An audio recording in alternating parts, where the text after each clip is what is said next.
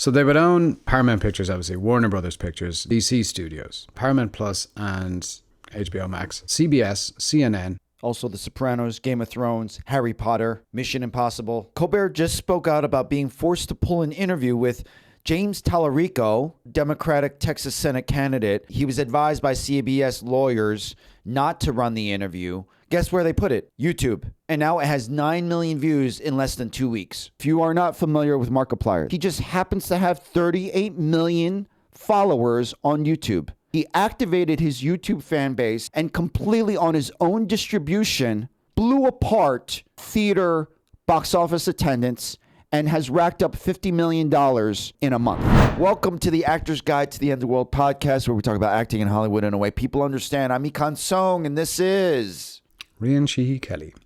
How are you? What's up, buddy? Another beautiful week in LA. Follow us wherever you find your podcast at Actors Guide Podcast. We're on all social media at Actors Guide Podcast. And now a word from our sponsor for today's episode. Does your pet get the yips in auditions? Does your little friend literally shit the bed at callbacks? Welcome to the Royal Academy for Dramatic Barks, where your puppies will be trained by acting legends Ellen Barkin, Mark Ruffalo, and Sir Patrick Stewart. Sign up today. Let's just get right into it. Today we're going to talk about the massive success of a little-known YouTuber selling out movie theaters. But before that, the Paramount, Netflix, Warner Bros. Battle just took a turn. For months, we've been talking about how Netflix was going to take over Warner Brothers. Paramount upped their deal when we all thought it was done, and Netflix backed out.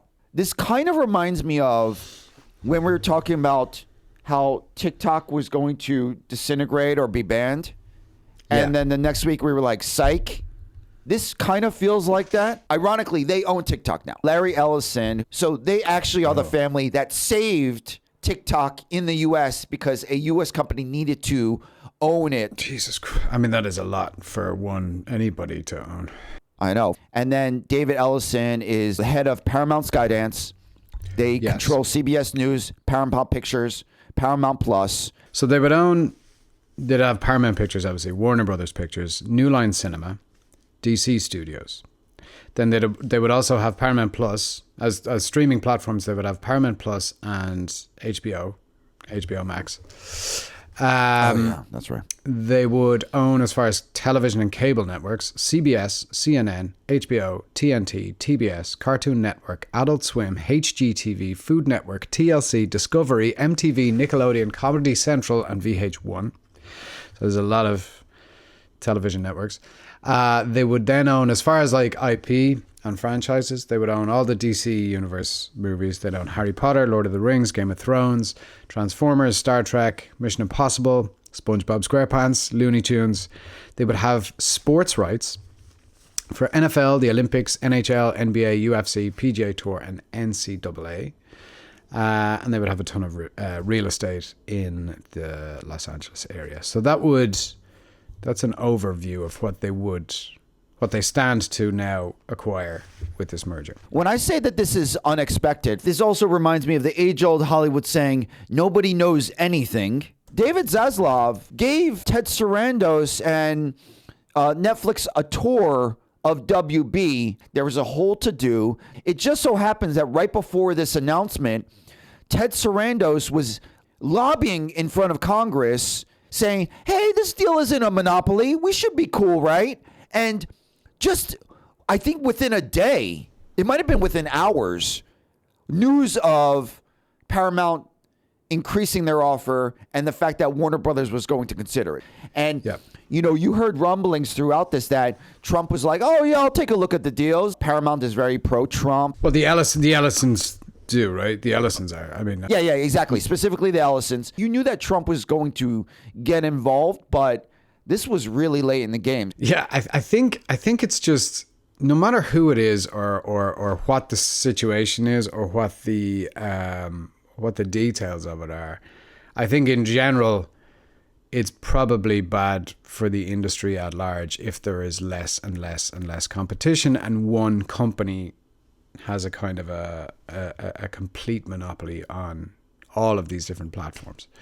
There is a lot of speculation, but I think it's safe to say that neither of these options were really great for the industry. A lot of people were scared both ways. We were scared Netflix was going to have less theatrical windows, pushing less movies to the theater, and then Paramount controlled media. A lot of people are worried about that politically. How is that going to affect CBS News? How is that going to affect 60 Minutes, which, has been in the spotlight recently with, 60 Minutes interviews getting edited a certain way. It's been creeping in politically to CBS products. If a company has an agenda, and I'm not commenting on what agenda anybody has, but if they do, they can push that through various channels, or there can be a sort of a, if you want to get a certain type of messaging out, the more channels you have and the less dissenting voices in that field, I mean, the more power you have. It gives them an incredible amount of power. We know that Stephen Colbert's show is ending. This is all part of that same I didn't know that. I didn't right? realize his show is ending. I didn't know. Oh yeah. He actually canceled the show. Interesting. And so they put it out to 2026. Speaking of Colbert just spoke out about being forced to pull an interview with James Tallarico, stud Democratic Texas Senate candidate. He was advised by CBS lawyers not to run the interview. Guess where they put it? YouTube. And now it has 9 million views in less than 2 weeks. We don't know for sure how skewed things will be politically. That being said, we've already seen some things come into place. Yeah. As far as the numbers here, we have $35 billion of debt that Warner Brothers already had. The Paramount deal will add another $57.7 billion, $90 plus billion in debt. You would think that it would just lead to more Paramount layoffs. That's not a shock. And you were saying that this is the continued narrowing of voices, diversity, possibly. We're going to talk about a big story later on about a YouTube creator where people are looking for connection. How do you get your voice out? How do you bypass gatekeepers? This is what it looks like on the Hollywood system. So about DC, James Gunn has been incredibly vocal about how he thinks about this Paramount deal. James Gunn rejuvenated Superman. He just had the latest Superman. It was a huge blockbuster hit. And he's kind of, in a way, he was kind of given the reins to DC and the DC properties. He might resign. James Gunn literally might leave DC and Paramount altogether. We don't even know what happens to DC, to be honest. I mean, you get new ownership.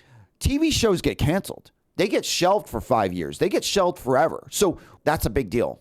When you have James Gunn and people like, huge properties like DC wondering what's going to happen to us, that's kind of scary for creators. Unfortunately, this is another sign of big companies using Hollywood instead of creating stories. It's just a line on their bank statements. Warner Brothers was actually a great entity that could have survived on its own. Yeah.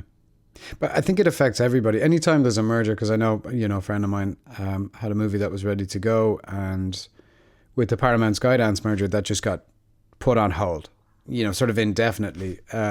So that's, things like that happen all over the place, but it'd be, I think that would make a big noise if James Gunn resigned from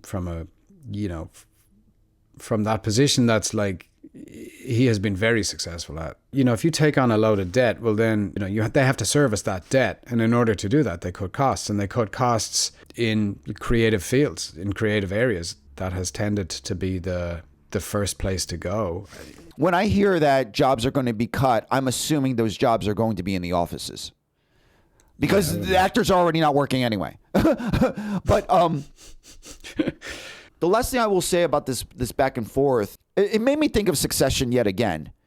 We love Succession so much, and then you realize, oh, this is actually really how the world works. And you're like, I kind of just prefer the fictional version.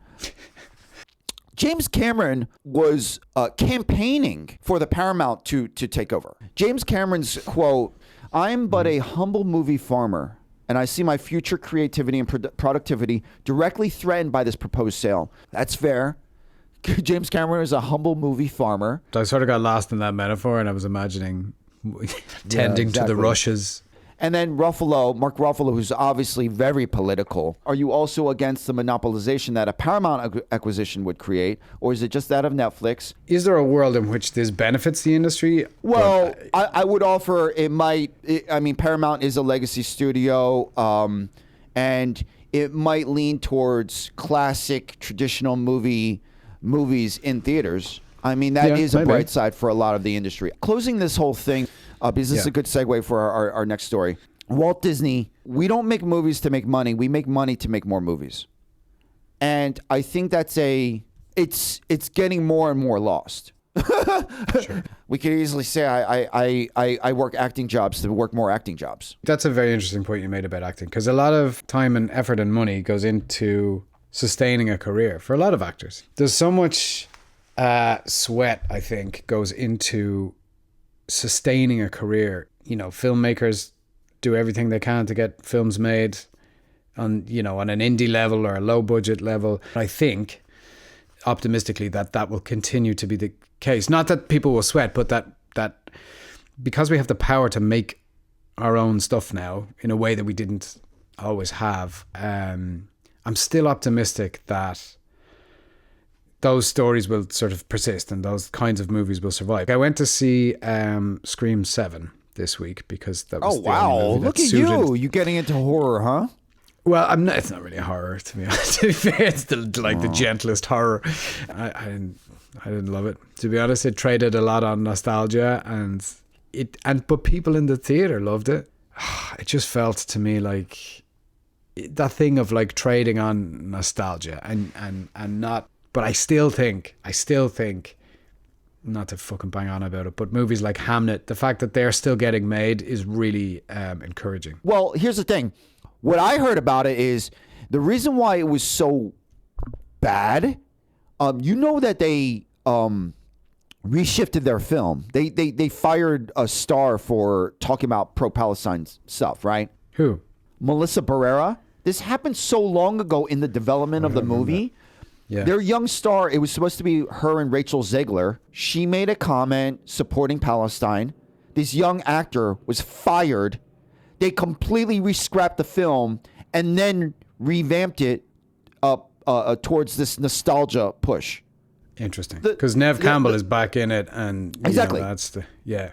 What you watch was scraps of them scrambling to put together this movie.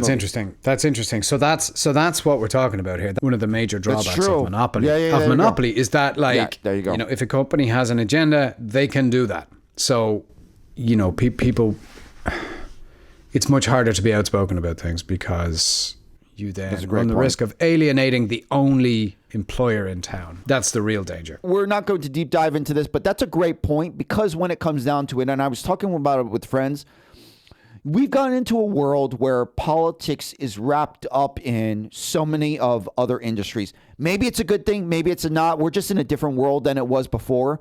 But for better or for worse, politics is wrapped up in all of our stories, all of our channels, all of our distribution channels. And this is what this is the result of it. I would not be surprised if Mark Ruffalo probably already does this, but he probably chooses projects and co-creators and studios based on political alliances now. Sorry, I was just going to say that Mark Ruffalo is very outspoken, but it hasn't seemed to have negatively affected his career. Mark Ruffalo is at a level where it's probably not going to affect him as much, Yeah, we're not worried about Mark Ruffalo. But that I'm not. Yeah, right. Yeah. Right, but I think my point is this is part of the game that an actor and creator is going to have to be concerned about. I saw something just recently about Susan Sarandon, why she hasn't been working. She said that she was fired by her agents for comments about Israel and Gaza. She can't get hired for TV. She has not been able to work and does indie films in Europe with new directors, and that is her window. James Gunn is going to be concerned about who his next employer is. There are going to be a lot of considerations that go beyond who do I want to tell the story with. And this is the name of the game, and we can't escape it, whether you're Mark Ruffalo, James Gunn, or us. Right.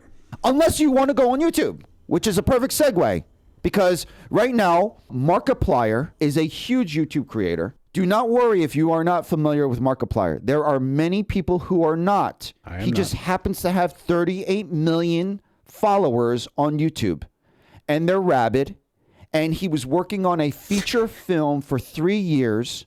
It is groundbreaking what he has. He activated his YouTube fan base and completely on his own distribution blew apart theater box office attendance and has racked up $50 million in a month. I mean, I wouldn't say it's his first feature, but on this scale, it's by far his biggest endeavor. He's a YouTuber by trade, been doing it, amassing fans for years. It was an adaptation of a video game that he loved. Like it was a smaller video game, but it was a very interesting concept. And Yeah. so this is a huge success. This is not necessarily a story just for pro YouTube. This is a story of, this might be a unicorn, but it is the power of creating your own audience and then the power of engagement in whatever field. And then you can also translate that to movie theaters. Go ahead. Yeah, I was just going to say, sorry, Markiplier, when you were saying Markiplier, that's his username. His name is Mark Fishback. I didn't get that at the start. I was like, sorry. What? Oh, that's a good point. Markiplier is his YouTube handle. As in like multiplier, but like Mark instead. There's a lot of YouTube people who were not necessarily familiar with him. So he was a little niche. He started out in gaming content. He was a very charming, funny, off the riff, just creator. Now, I can't not a side note this. He has 38 million followers, and he's kind of niche. Dare I say, like Neil Diamond? I don't think Neil Diamond is as niche as you think Neil Diamond is. Okay, I know, but all I'm saying is you can be unknown with 38 million followers, right? That's true. That's true. Give you an idea, the nuts and bolts of this. He's amassing fans. He's also He's also becoming a real filmmaker. He started telling longer stories. He started acting in his own projects. He started directing. So this is not an accident. He's a very talented guy. He's also but he's not Quentin Tarantino. He was amassing these skills over many years and amassing these fans. And it's a huge case study in activating your community. So this is an adaptation of an indie horror game. It's called Iron Lung. He absolutely obsessed over. And it was all contained in one location, a submarine. You start seeing how this can work in a smaller story, one location. He dreamed about bringing the story to light, contacted the owner and creator of the video game. So you see how these things are kind of...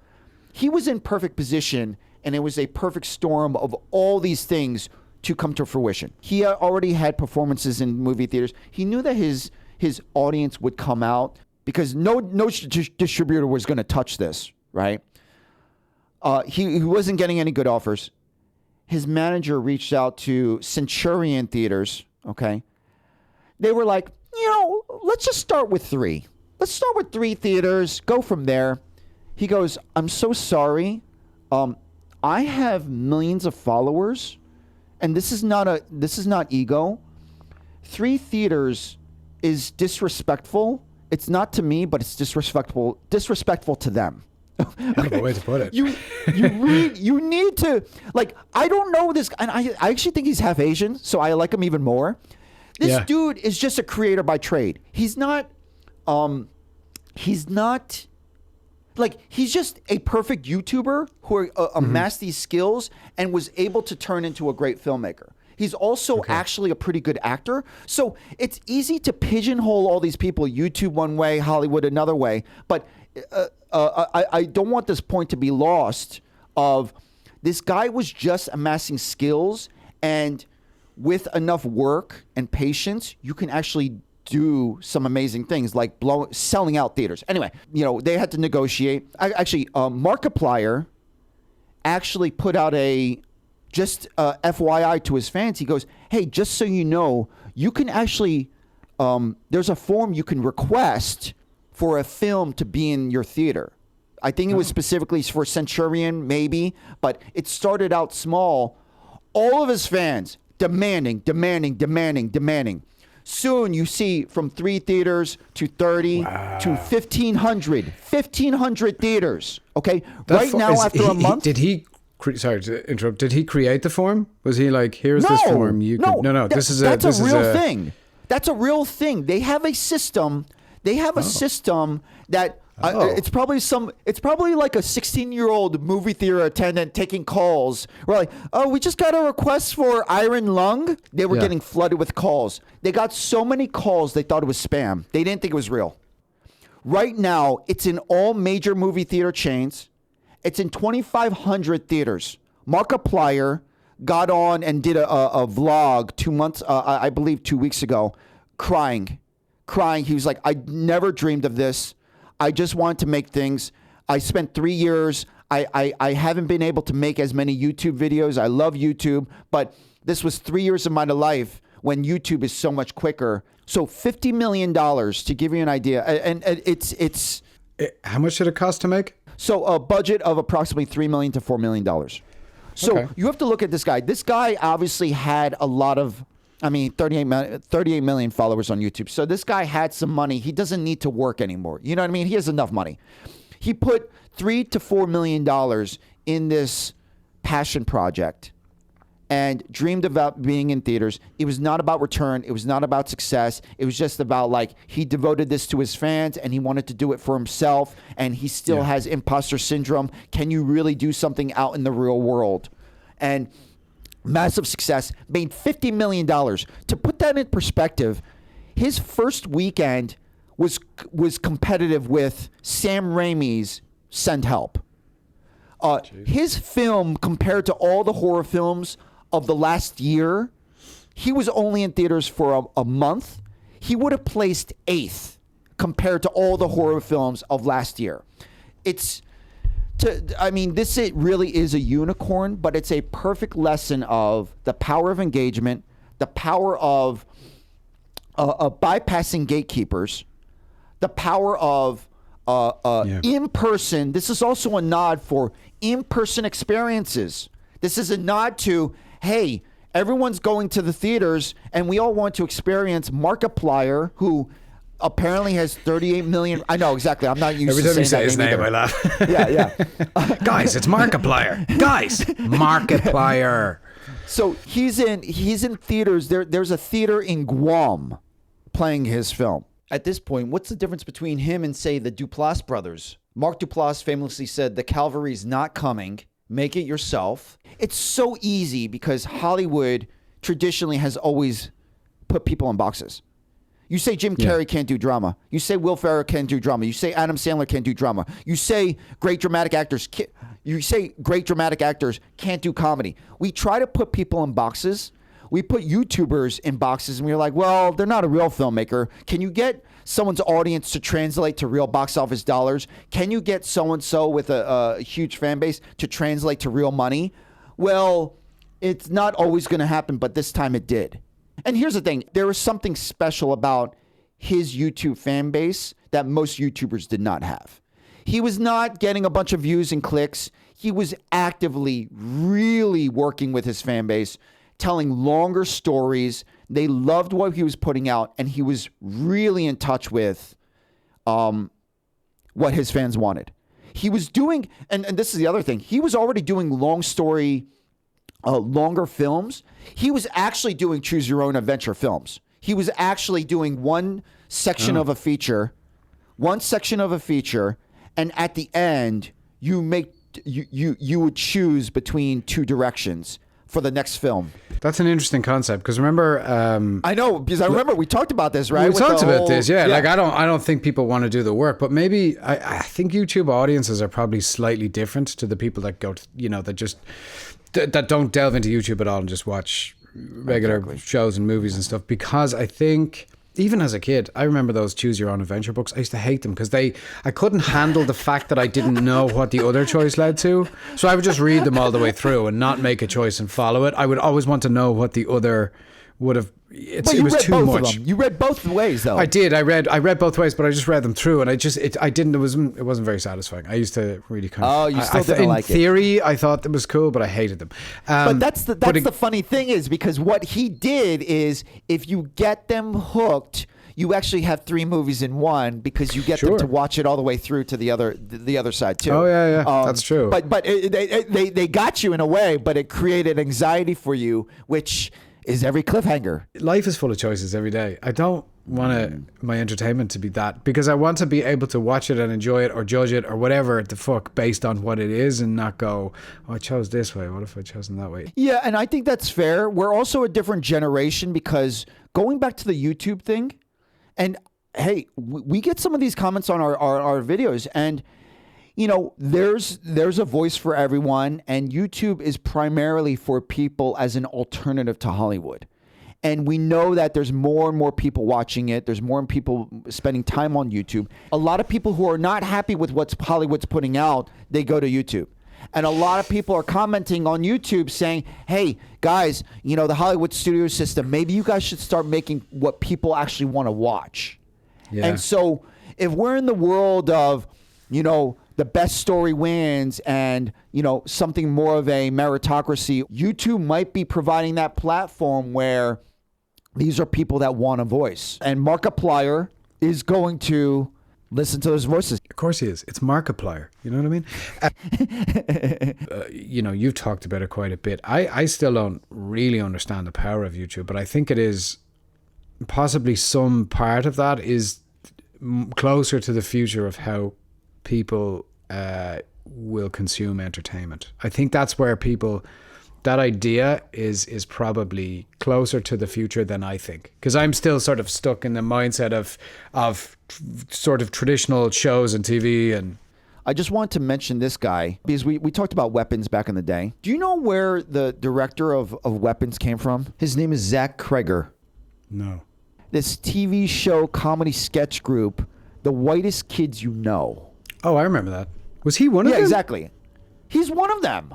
What the fuck? Which one? I know. Thank you. I'm so glad that you have this reaction, because this goes to my point of we try to pigeonhole all these people, but you have this brilliant director and writer who's coming from, you know, I mean, they weren't Lonely Island, obviously did a really good job and were really funny, but that show was very funny.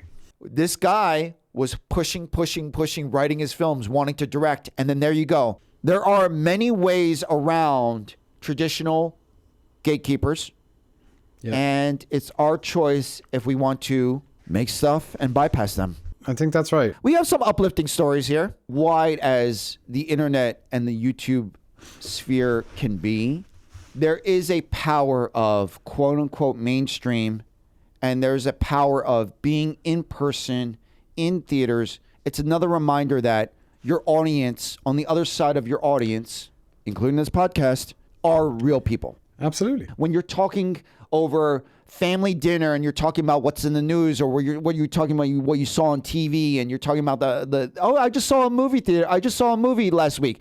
You know, it's the power of that community of talking about what you did in real life. And it translates even from YouTube. Markiplier was talking about it, and he was like, those are real people on the other side of his 38 million fans. Dude, it's Markiplier.